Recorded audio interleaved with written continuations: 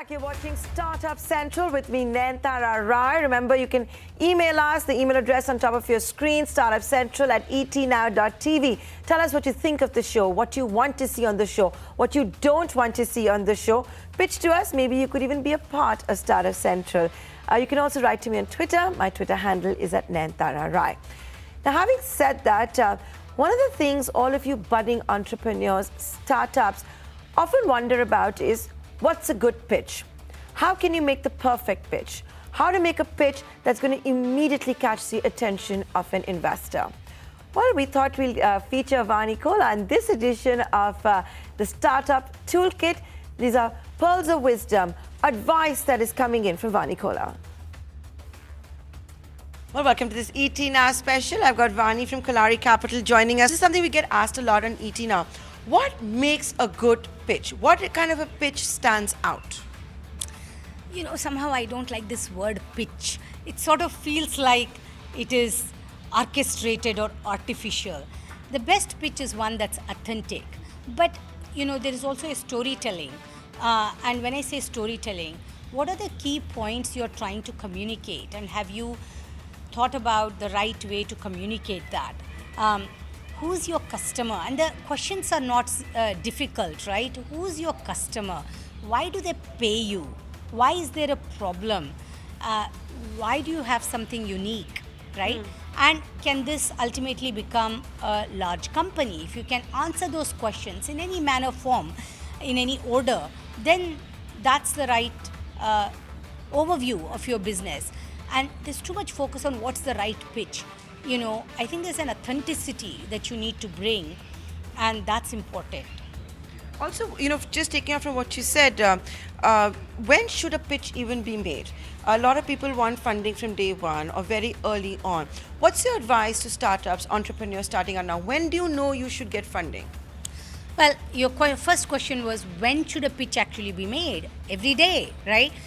You are telling your story to customers, to suppliers, to employees, to investors, and they are more or less the same thing, you know. And so in a way you're telling your story every day, and you have to be perfecting that aspect. So in a way you are pitching every day as far as I'm concerned, okay?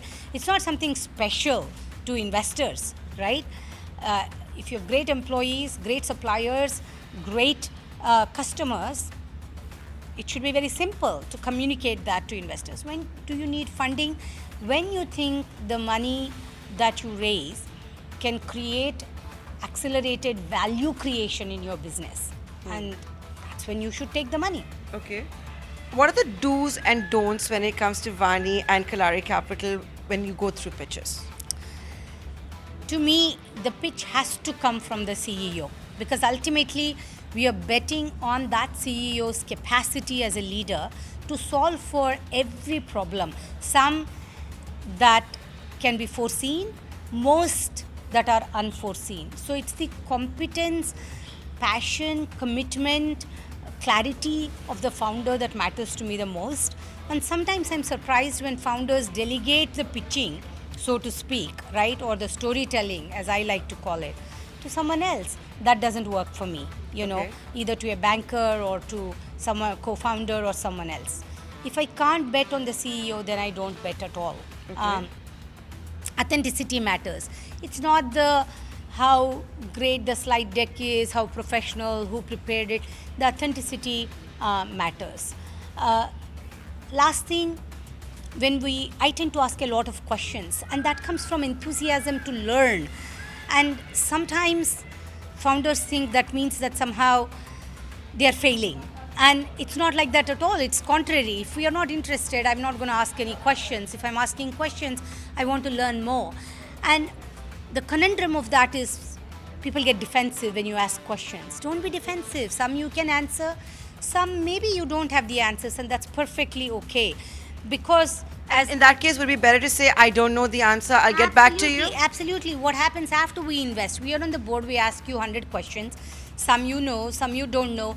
It takes a certain confidence to say, I don't know. And you're not going to know. I don't know many things today, every day. So the confidence of being authentic, yourself, open for a dialogue, and listening, learning, These are all the intrinsics that are very, very important, because at the end of the day, the entrepreneur over the next 5-10 years is going to go on the most incredible roller coaster transformative journey, right? The qualities of someone who's prepared and ready to go on the transformative journey is really what I'm looking for. I'll make this my final question in the segment we call Startup Toolkit. What does it take to pitch to Vani, to pitch to Kalaari Capital? How should they even reach that level? How should they reach out to you? There is no mysticism in this or a mystery. It's not that difficult.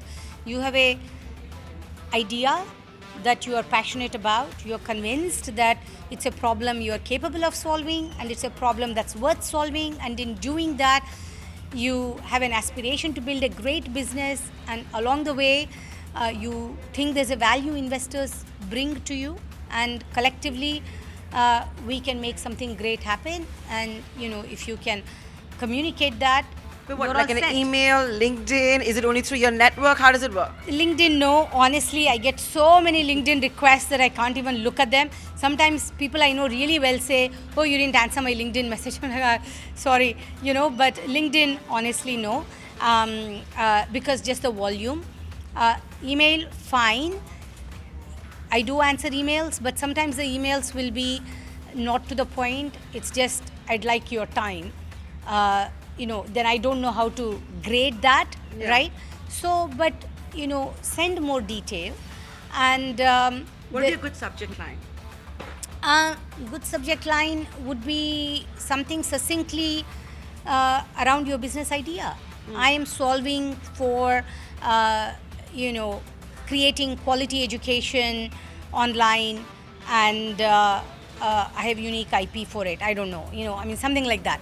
But we want to be reached, okay? We are here to invest in entrepreneurs. If there were no entrepreneurs, I have no business, right? So it's not like we are the best kept secret or anything like that. Our emails are public. Reach us. Reach us. But reference usually works the best, right? Well, reference works only because the reference, in fact, generally provides a context. And that's why it works. The reference probably is doing the job of, summarizing why we should meet you. But if you don't have a reference, you can do that for yourself. And reference doesn't mean vouching, because that's another mistake a lot of people make. Reference is not really vouching. The reference simply is usually probably doing a good job of telling us why we should consider meeting this entrepreneur. And that's really the value. Thank you, Vani, for joining us here on Eat Now. Sure. And